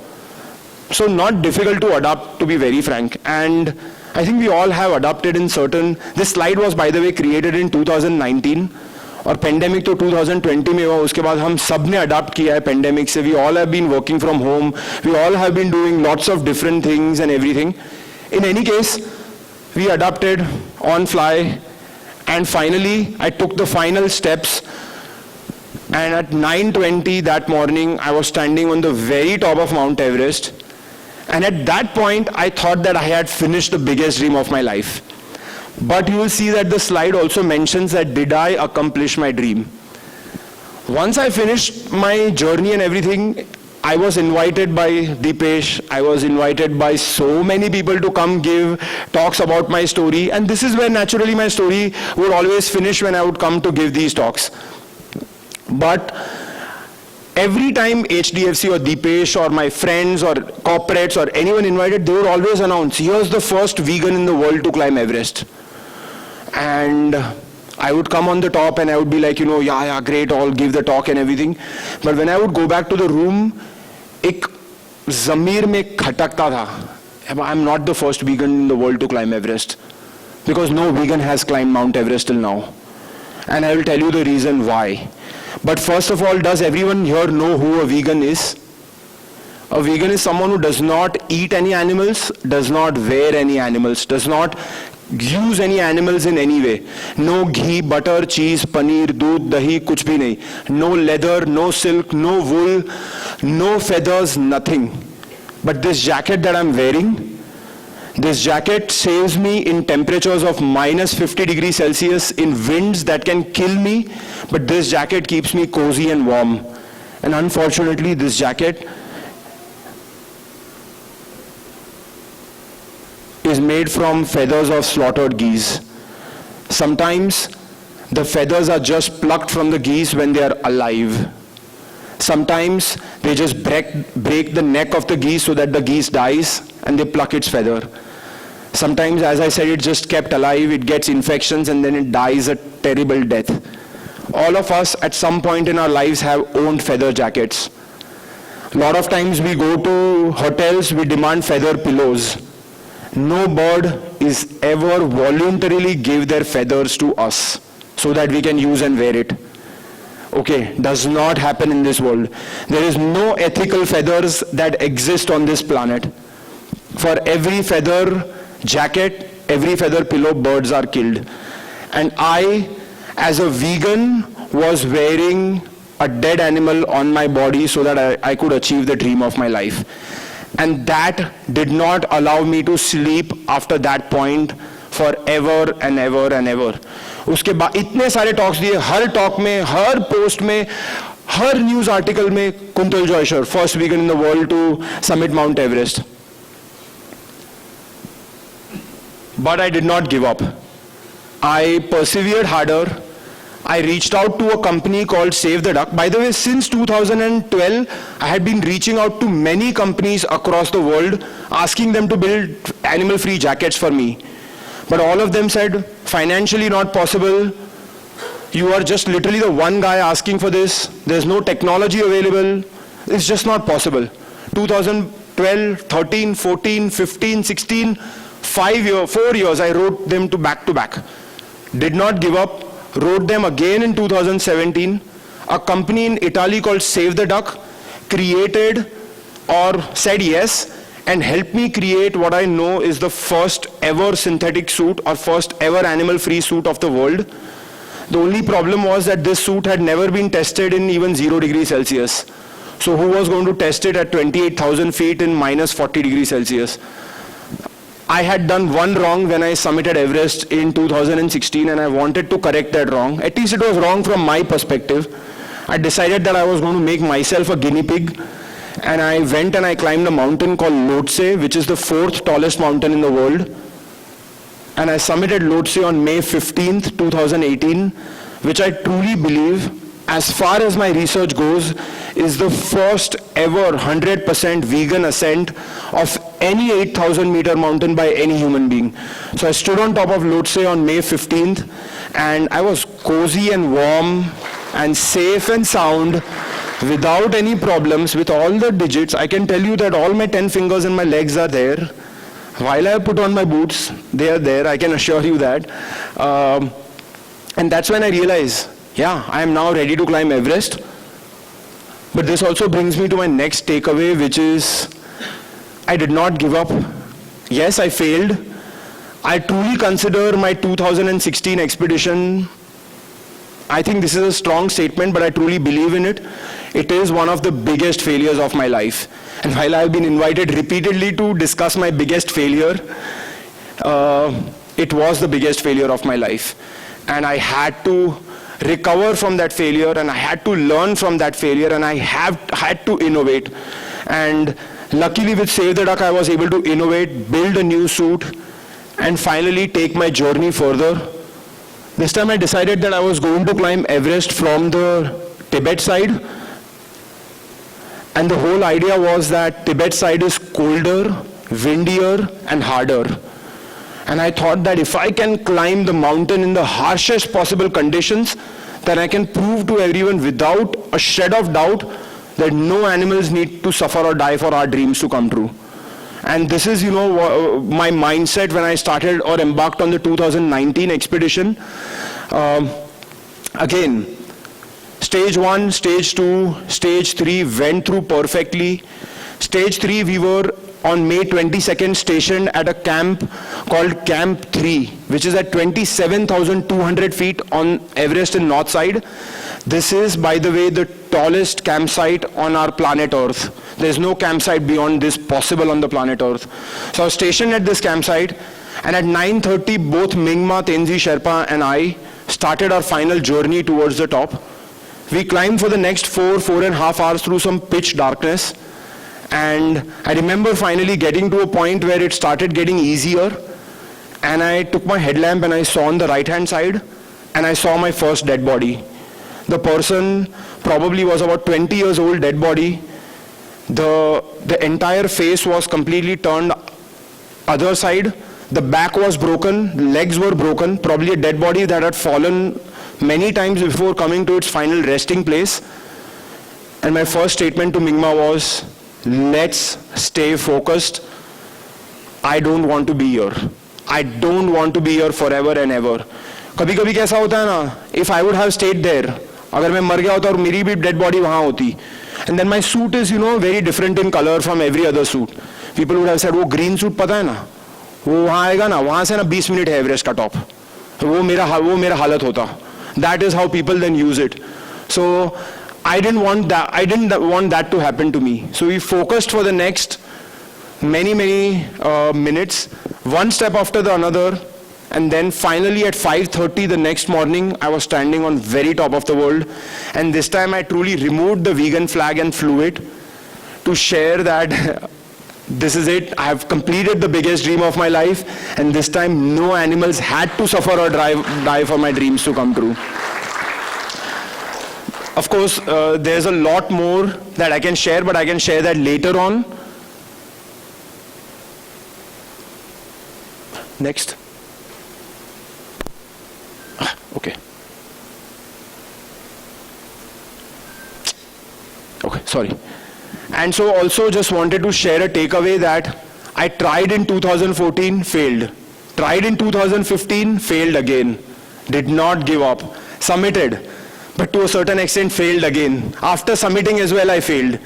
Did not give up, kept trying, finally submitted in 2019 and finished the project that took 10 years. So if there's one takeaway that I can share with you in hindsight, that was a game changer for me, is don't give up. Unless you have put in 500% of your effort. I'm not talking about 101% or 110%. I'm talking unless you have gone all in, everything, you have given everything it takes. Don't give up. Because I can tell you that the moment you are ready to give up, summit is just around the corner. I have experienced this time after time after time in my climbs. But before I end the talk, I wanted to introduce you all to my team, because everyone thinks that mountaineering is an individual sport. Mumbai boy plants flag on top of Lhotse. Kuntal Joyshore, first vegan in the world to climb Everest. ना उसके शेरपा के बारे में कुछ लिखा, ना family के बारे में कुछ लिखा, सिर्फ कुंतल जॉयशोर. ठीक है, okay, sure, I'm getting publicity, I'm not complaining. But that is not how it works. This guy, he's Jost Kabush. In 2015, he was the guy who had the presence of mind to open his jacket and let me breathe inside his jacket. I will, every single day of my life since 2015, I have been indebted to him for saving my life, for having the presence of mind.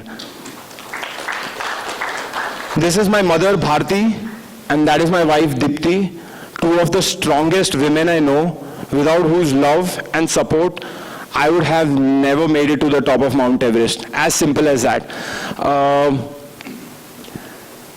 My wife Dipti, both of us had an arranged marriage match, and my father has been a dementia patient, and she has taken care of my father. Now my father has passed away, but for 10 years, leaving aside prime years of our marriage, she took care of my father like her own baby. Fed him, bathed him, put a diaper on, cleaned him, did everything. This kind of selfless support is what put me on top of Everest. This is Mingma Tenzing Sherpa, my Sherpa guide. When I am on the mountain, he becomes my mother, he becomes my father, he becomes my friend, he becomes my guide, my mentor, my brother, my sister. He plays every single role. He is my family away from home, but these Sherpa guides also have a much bigger role. They open the mountain, they walk with us, they cook our food, they boil our water, they walk with us to the very top of Mount Everest, they hold us and they do everything for us. And you already saw the kind of stuff that Nyingma did, the kind of mindset that he had, the kind of strategies that he built. The only reason my family allows me to climb these mountains is because of Nyingma. It's because of the kind of support that Nyingma gives me, the kind of guidance that Nyingma gives me, and the kind of, बहुत time family बहुत डर जाती है, क्या होगा ये मर गया तो, but when they know that Nyingma is with me, वो डर रहता ही नहीं उनके पास. So this is what Nyingma has done to me. To be very frank, if there are any superstars in the Himalaya, if there are any true heroes of the Himalaya, it is these Sherpa people. Going to quickly complete this. Of course, teamwork is super important. For me, it was important because I had to surround myself with people with positive attitude and amazing sense of humor. Because at 28,000 feet, even छोटी-छोटी बातों पे लोग एक दूसरे से झगड़ा करते. They are irritated all the time. And if you can't get together at 28,000 feet, you are not going to be able to summit and stay alive. So I had to depend on teamwork, and this was my team. And just going to do a short recap, which starts with, of course, finding your Everest. As I said that for me, the entire ball game changed after I found my Everest. And so truly again I will implore each one of you, please take a step back and find what your Everest in life is. And then goes without saying, you have to take the risk, take the first step. There are no shortcuts to the top, there's no substitute for hard work. Have to keep positive mindset, lots of challenges, adversity, adapt, learn from your failures. Biggest thing, never give up, and depend on teamwork for success. So this is what my Everest journey looked like, to be very frank. I'm going to end the talk here, but I do want to end the talk with one very crucial message is, as I said, it all started with me finding my Everest. It was a deep calling, a calling that I could not say no to under any circumstances. I do think that once you find your Everest, you will also find that level of passion and drive and focus to relentlessly pursue it. आज मैं मेरे friends को पूछता हूँ कभी-कभी, what's your Everest? तो वो लोग actually सामने मुझे पूछते हैं, what does Everest even mean? तो किसी ने सोचा भी नहीं है कि हमारे life में कोई Everest होना चाहिए. So I truly believe this is the message I would like each one of you to take back home with yourself. Spend some time, figure out what your Everest is. It is never too late. आज मैंने सुबह को भी यहीं एक talk दिया, and there was a lady, I think about 56, 57 years old. She said, "Can I climb Everest? Is it too late for me?" I'm like, "No, it is not too late for you." I have had a climber who was 79 years old, a Japanese climber named Matsumoto. मैं उसको पहले दिन मिला था dining tent में, वो मेरे सामने चाय पी रहा था, and he drank the cup of tea. He was like this. ऐसे चाय पी रहा था, and I'm like, ये बंदा कैसे चलने वाला है मेरे साथ? When I was standing on top of Lhotse, it was about 12:05 p.m. So little after noon, he was half an hour behind me. At 79 years old, double my age, he was just half an hour behind me. तो अगर वो कर सकता है, तो इस room में बैठा हर पर्सन इम्पॉसिबल को पॉसिबल बना सकता है. अगर मेरे जैसा बंदा 110 किलो का बंदा, गुजराती सॉफ्टवेयर इंजीनियर, अपनी लाइफ को टर्न अराउंड करके top of the world mind और बॉडी बना सकता है, I can guarantee that each one of you can do it within your own personal Everest and climb your own personal Everest. So that's the message that I want to kind of leave with. And in this journey, having a rock star Sherpa is super important.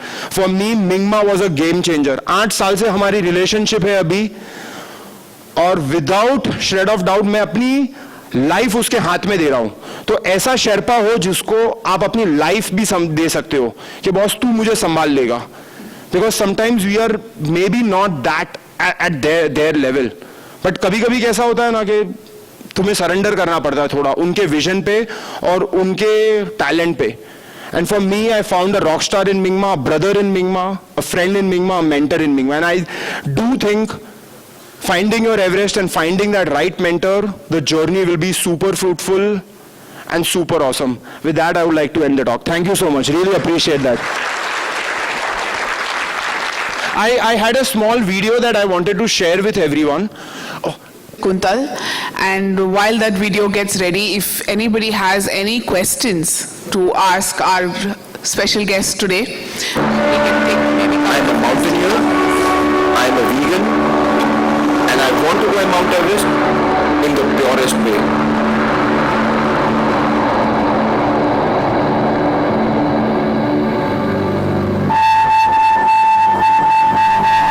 Being born in a vegetarian family, I always thought that I was a compassionate person. And then sometime in 2002, a friend started sort of pointing out to the choices I was making as a vegetarian. As soon as I started researching all this material, I quickly realized that even though I'm a vegetarian, I'm actually not a compassionate person. Because as a vegetarian, I was harming a lot of animals. And I realized that going vegan is the only way to be a compassionate person. In 2016, I became the first mountaineer to reach the top of Mount Everest on a vegan diet. It wasn't enough for me. This time around, I want to do it in the purest of ways.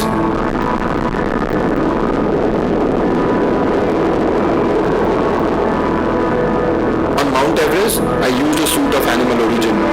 There was no suit that could resist extreme temperatures created without killing animals. Majority of mountaineers use suits for which animals have been killed in the process of development. That wasn't okay for me. I felt guilty. That's why I started to search for someone who shared my values, someone who shared my dream, and that would help me realize it. Climb an 8,000 meter mountain in a 100% animal free suit. I tried and tried, but I had no answers. Then I found someone. Someone who created a 100% animal free climbing suit. In this suit, I climbed Mount Lhotse last year. It's the 4th highest peak of the world.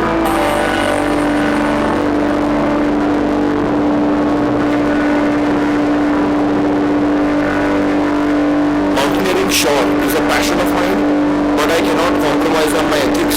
I cannot compromise on my values. At the end of the day, veganism is not about just eating some food, but it's a philosophy of life. It's a value system, it's my ethics. And if I'm going to compromise with my ethics, then who am I? I'm going to be a mountaineer, but I'm going to do it as a vegan or not do it at all.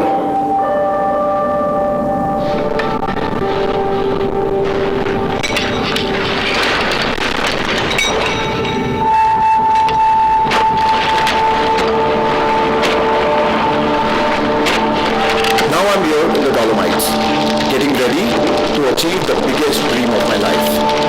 I want to climb Mount Everest in a 100% animal-free suit.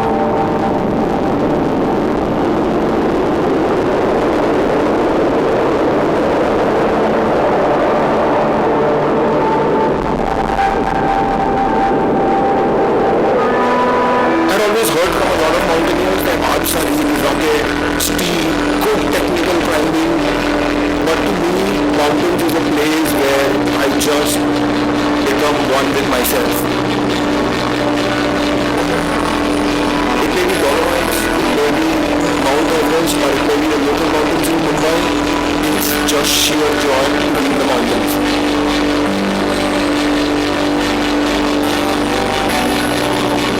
For me, just the chance of being in the mountains is a big privilege, and that's what life is for me.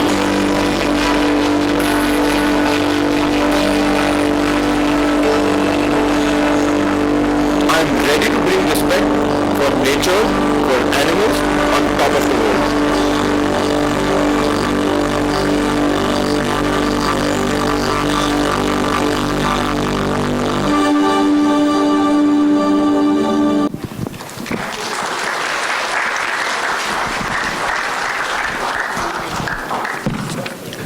that lovely session, Kuntal, and the really lovely I also, video. sorry, I have one more video to share. It's just a very short 1-2 minute clipping that will kind of also show you how climbing on Everest happens.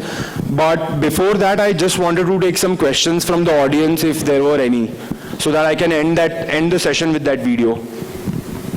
Any questions that anyone had? Anything about climbing Everest, about what happens on Everest, about how we do things, about anything? Yeah, tell me. Actually, I wanted to know that Yeah, you can. game, I mean, a life changer for you. Right. And while that is amazing to hear, and I feel, thank you for first introducing me to that term, Sherpa, because I was so amazed the way you have described that person who has led a life. I just want to know that what is the purpose that person has become a Sherpa? So, first of all, the word Sherpa itself means an ethnicity.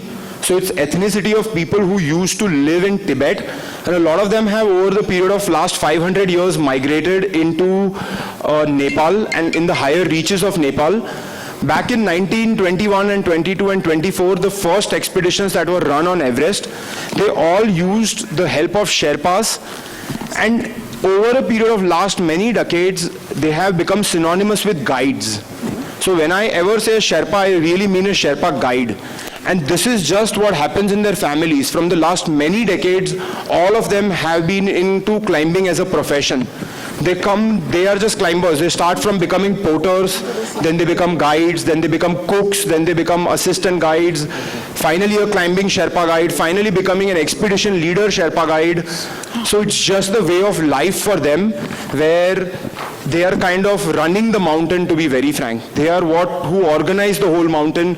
They completely build the base camp, pitch the tents, cook the food, find the route on the mountain, fix the ropes on the mountain, open the mountain all the way to the top. They each have clients, like for example, I have Mingma. Every climber has their own Sherpa. Sometimes a climber also has 2 Sherpas. Sometimes some climbers who have more money will also have 3 Sherpas.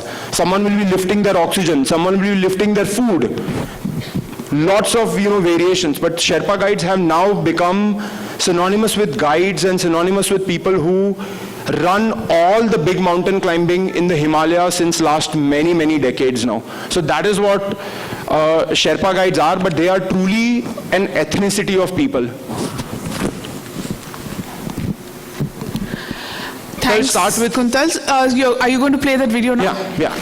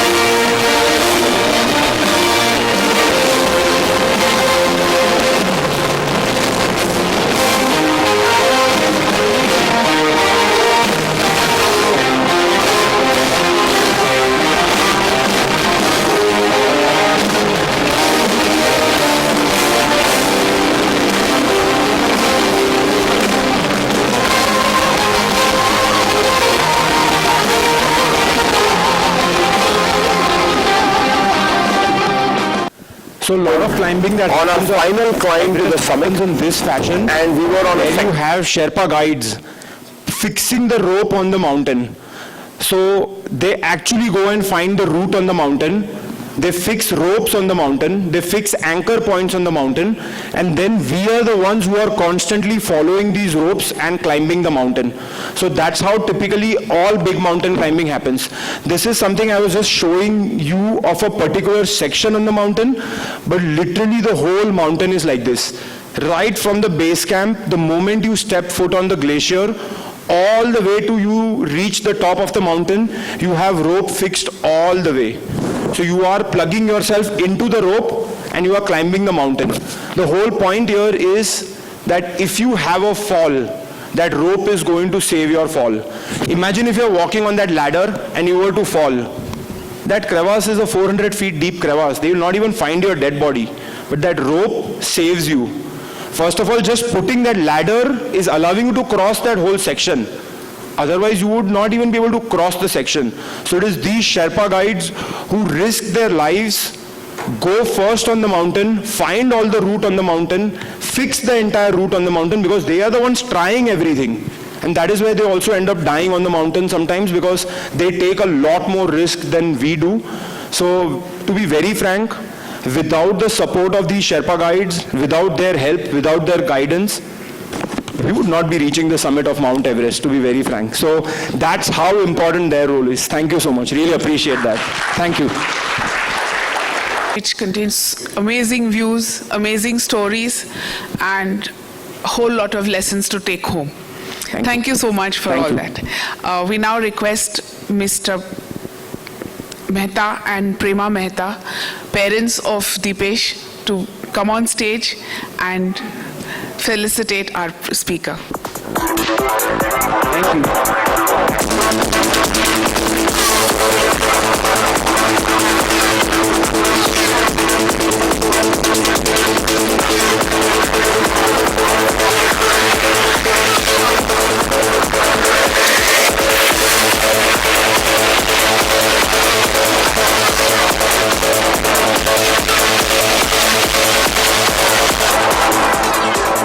Kuntal, that is 25 coins from 25 different countries. We hope you get the opportunity to scale the highest peak in each of them.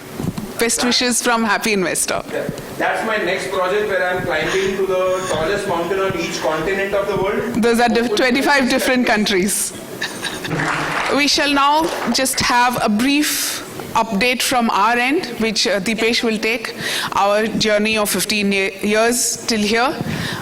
A 5-minute session so that all of you who've gathered here today can have a brief look at what we've done in 15 years. Thank you, Sujata. So I feel like talking to my extended family. So 175 people gathered here. It's a nice feeling to talk. So let me just run through what we have been doing the last 15 years. So something I would like to share.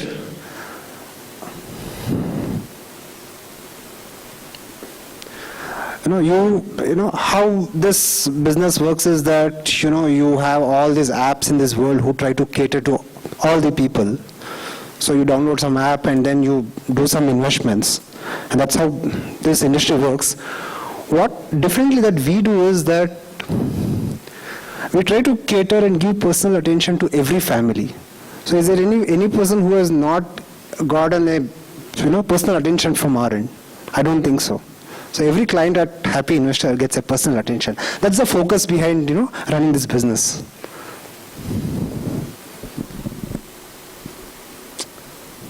So it helps us to be focused and give due attention and bespoke services. That's what we try to deliver for all of you. So some facts about us. 99% of our service request is completed on the same day.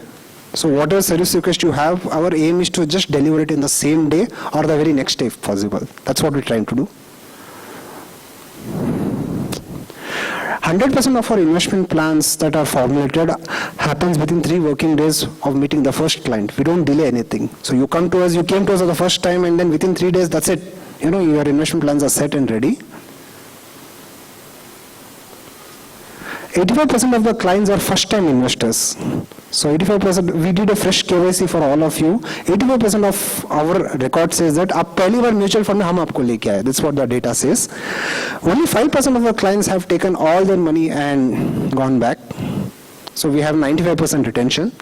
And over the last, and 400 man hours are spent every month tracking your portfolios that you have invested in. So that's what happens.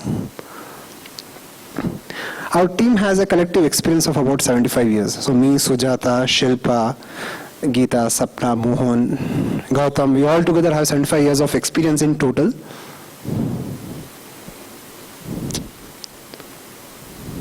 So this is what, we have grown through over 15 years. We will complete 15 years in August 2022. So we started with 10,000 rupees per month investment in 2007, and then August to April 2008, 5 lakhs. Every person, the total client base of Happy Investors was investing 5 lakhs. April 2016, 28 lakhs. April 2018, 70 lakhs per month. April 2020, 123 lakhs per month. Today, all of you put together invest about 2.3 lakh rupees per month. So that means, we get 2.3 lakhs worth of investments from all of you every month. And basically started with 1-2 clients, 30 clients in 2008, 107 clients in 2016, 203 clients in 2018, 294 clients in April 2020, and 427 clients as on today in 2022. In 2 years, we added about 40% of our clients. So basically, we had a leapfrog movement from 2016 to 2022. And if you see how much assets that we manage, the first 2 clients started with 5 lakh rupees in 2007, April 2008, 1.5 crores. 2016, that's about 6 years back, we are managing about 17 crores. Today, one of the client has about 17 crores with us. 2018, 46 crores. 2020, 93 crores. That's just at the start of the pandemic. And 2022, we currently manage about 205 crores.